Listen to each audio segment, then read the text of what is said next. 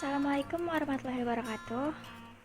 Halo teman-teman, kami dari kelompok 5 ingin menjelaskan materi tentang mekanisme penyusunan APBN.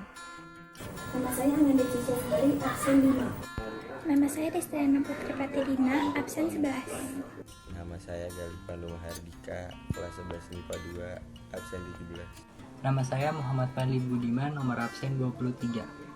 Nama saya Septi Nurul Aulia, nomor absen 29. Nama saya Zainubani Maulida Ahmad, nomor absen 35. Selanjutnya, apa saja sih materi yang terdapat di dalam mekanisme penyusunan APBN itu? Yang pertama, penyusunan APBN berdasarkan Undang-Undang Dasar 1945 yang akan dibacakan oleh Ananda C. Sari. Yang kedua, proses penyusunan APBN. A. Tahap penyusunan RAPBN oleh pemerintah yang dibacakan oleh Destiana Putri. B. Tahap pembahasan RAPBN menjadi APBN dengan DPR yang akan dibacakan oleh Galih Pandu Mahardika. C. Tahap pelaksanaan APBN yang akan dibacakan oleh Muhammad Fadli Budiman. D.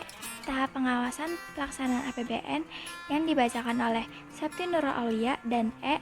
Tahap pertanggungjawaban pelaksanaan APBN yang dibacakan oleh Zainubani Maulida Ahmad. Penyusunan APBN berdasarkan Undang-Undang Dasar 1945. Menurut Undang-Undang Dasar 1945, mekanisme penyusunan APBN, penyusunan anggaran pendapatan dan belanja negara atau APBN didasarkan pada ketentuan pasal 23 ayat 1 Undang-Undang Dasar 1945 yang telah diubah menjadi pasal 23 ayat 1, 2, dan 3 Amandemen Undang-Undang Dasar 1945 yang berbunyi 1. Anggaran pendapatan dan belanja negara sebagai wujud dari pengelolaan keuangan negara ditetapkan setiap tahun dengan undang-undang dan dilaksanakan secara terbuka dan bertanggung jawab untuk sebesar-besarnya kemakmuran rakyat. 2. Rancangan Undang-Undang Anggaran Pendapatan dan Belanja Negara diajukan oleh Presiden untuk dibahas bersama Dewan Perwakilan Rakyat dengan memperhatikan pertimbangan Dewan Perwakilan Daerah. 3. Apabila Dewan Perwakilan Rakyat tidak menyetujui rancangan anggaran pendapatan dan belanja negara yang diusulkan oleh Presiden, pemerintah menjalankan anggaran pendapatan dan belanja negara tahun yang lalu. Proses penyusunan APBN. Proses penyusunan APBN dibagi menjadi 5 tahap. Yang pertama, tahap penyusunan RAPBN oleh pemerintah. Yang kedua, tahap pembahasan RAPBN menjadi APBN dengan DPR. Yang ketiga, tahap pelaksanaan APBN. Yang keempat, tahap pengawasan pelaksanaan APBN. Dan yang kelima, tahap pertanggungjawaban pelaksanaan APBN. A. Tahap penyusunan RAPBN oleh pemerintah. 1. Tahap perancangan.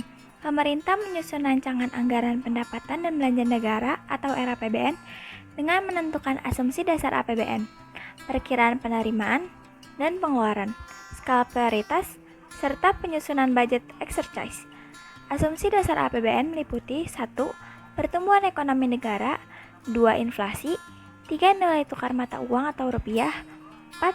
Suku bunga sertifikat Bank Indonesia atau SBI 3 bulan terakhir, 5. Harga minyak nasional, dan yang terakhir, lifting. 2. Tahap rapat antar komisi dengan mitra kerjanya untuk membahas rancangan tersebut departemen atau lembaga teknis. 3. Tahap finalisasi penyusunan RAPBN oleh pemerintah. B. Tahap pembahasan RAPBN menjadi APBN dengan DPR. Dimulai dengan pidato Presiden sebagai pengantar RUU APBN dan nota keuangan, pembahasan baik antara Menteri Keuangan dan Panitia Anggaran Dewan Perwakilan Rakyat atau antar komisi dan departemen terkait. Hasil dari pembahasan berupa UU APBN memuat satuan anggaran. Satuan anggaran adalah dokumen anggaran yang menetapkan alokasi dana per departemen atau lembaga, sektor, subsektor, program, dan proyek atau kegiatan. Untuk membiayai tugas umum pemerintah dan pembangunan, departemen atau lembaga mengajukan rencana kerja dan anggaran kementerian atau lembaga. kepada Departemen Keuangan dan Bappenas untuk kemudian dibahas menjadi daftar isian pelaksanaan anggaran dan diverifikasi sebelum proses pembayaran. Menteri Keuangan dan Panitia Anggaran Dewan Perwakilan Rakyat atau antara komisi dan departemen terkait akan menetapkan penerimaan atau penolakan RAPBN tersebut. C. Tahap pelaksanaan APBN. Jika RAPBN diterima, maka akan dipisahkan menjadi APBN dan disampaikan kepada pemerintah untuk dilaksanakan. Tetapi, jika RAPBN ditolak, maka pemerintah harus menggunakan APBN sebelumnya. Dalam pelaksanaan APBN, dibuat petunjuk berupa keputusan Presiden atau Kepres sebagai pedoman pelaksanaan APBN. Dalam melaksanakan pembayaran, kepala kantor atau pimpinan proyek di masing-masing kementerian dan lembaga mengajukan surat permintaan pembayaran kepada kantor wilayah perbendaharaan negara atau KPPN. D. Tahap pengawasan pelaksanaan APBN.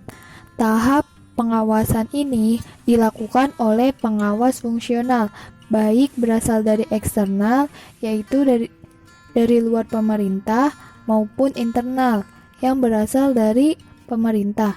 Instansi yang berwenang antara lain yaitu BPK atau disebut juga Badan Pemeriksa Keuangan. Tahap pertanggungjawaban pelaksanaan APBN. Sebelum berakhirnya tahun anggaran, biasanya di bulan November, pemerintah melalui Menteri Keuangan membuat laporan pertanggungjawaban atas pelaksanaan APBN dan melaporkannya dalam bentuk rancangan perhitungan anggaran negara atau RUU PAN yang selambat-lambatnya dilakukan 15 bulan setelah berakhirnya pelaksanaan APBN tahun anggaran terkait. Laporan ini harus disusun atas realisasi yang telah diaudit oleh Badan Pemeriksaan Keuangan atau BPK. Apabila hasil pemeriksaan, perhitungan, dan pertanggungjawaban pelaksanaan yang dituangkan dalam RUU PAN disetujui oleh BPK, RUU PAN tersebut diajukan kepada DPR untuk mendapat pengesahan menjadi UU Perhitungan Anggaran Negara atau UU PAN tahun anggaran bersangkutan. Dari presentasi berikut, kami mengambil sumber dari modul yang diberikan oleh guru. Sekian dari kami, kurang lebihnya mohon maaf. Wassalamualaikum warahmatullahi wabarakatuh. Terima kasih.